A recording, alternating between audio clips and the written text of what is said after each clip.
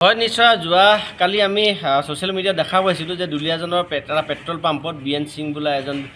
মানুহৰ petrol pump আছিলে তাতে সেই পেট্ৰল পাম্পটোত কিবা অপ্ৰীতিকৰ এটা পৰিস্থিতি উদ্ভৱ হৈছিলে হাই কাজিয়া এনে হুলস্থুল এটা পৰিৱেশ সৃষ্টি হৈছিল তাত আমি আছুৰ প্ৰাক্তন সাধাৰণ সম্পাদক শংকৰজ্যোতি বৰুৱা ডাঙৰীয়াক আমি দেখা পাইছিলোঁ কিন্তু পৰৱৰ্তী পৰ্যায়ত আমি দেখা পালোঁ পিছৰ সন্ধিয়া ভাগলৈ বিশেষকৈ দেখা পালোঁ যে ডিব্ৰুগড় সদৰ থানালৈ তেখেতক লৈ অহা হৈছিল চাগে দুলীয়াজান আৰু ডিব্ৰুগড় সদৰ আৰক্ষীয়ে গৈ কিনে তাৰপিছত আমি দেখা পালোঁ যে আপোনালোকৰ সংবাদকৰ্মীসকল যিসমূহ সংবাদকৰ্মী তাত আমাৰ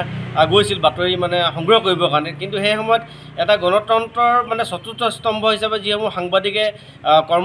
তেওঁলোকে নিজৰ কৰ্ম কৰি গৈ থাকে সেই কৰ্ম কৰিব যাওঁতে মানে যেনেকৈ CRPF এজনে যেনেধৰণে এজন সাংবাদিকক ডিঙিত এনেকৈ ধৰি বুকুত ধৰি মানে তেখেতে টানি আজৰি লৈ আহিছে বাতৰি সংগ্ৰহ কৰিব দিয়া নাই এইটো একচুৱেলি কথা ক'ব গ'লে আমি জাতীয় জনগোষ্ঠী ঐক্যমঞ্চ আমি ক'ব বিচাৰোঁ যে গণতন্ত্ৰক চতুৰ্থ স্তম্ভক আচলতে ঢাকি ৰখা ভৰিয়ে গছকি ৰাখি থোৱা হৈছে সেই গতিকে গৃহ বিভাগ ইয়াৰ কাৰণে সঁচাকৈ দায়ী বুলি আমি ক'ব বিচাৰোঁ যিহেতু মুখ্যমন্ত্ৰীৰ নেতৃত্বত গৃহ বিভাগ আছে স্মাৰ্ট পুলিচ বুলি তেওঁলোকে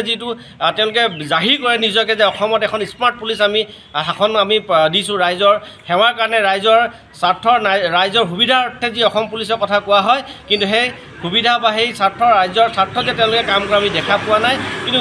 অতি দুখজনক কথা এই বিষয়ে কিন্তু আমি আগতে দেখি পোৱা নাছিলোঁ এইবাৰ পোনপ্ৰথমবাৰৰ বাবে ডিব্ৰুগড়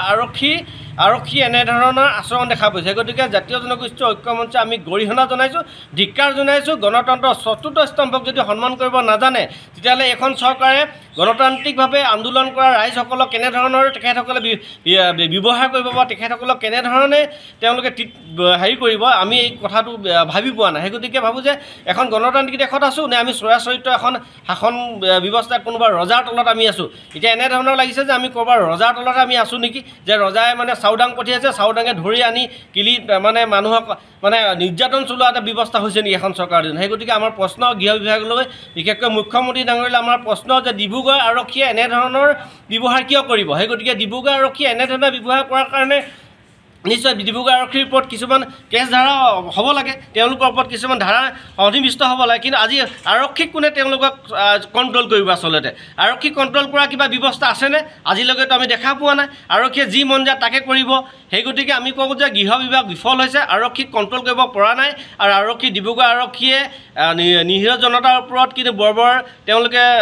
তেওঁলোকৰ বীৰত্ব দেখাবলৈ পাৰে কিন্তু আজিলৈকে আমি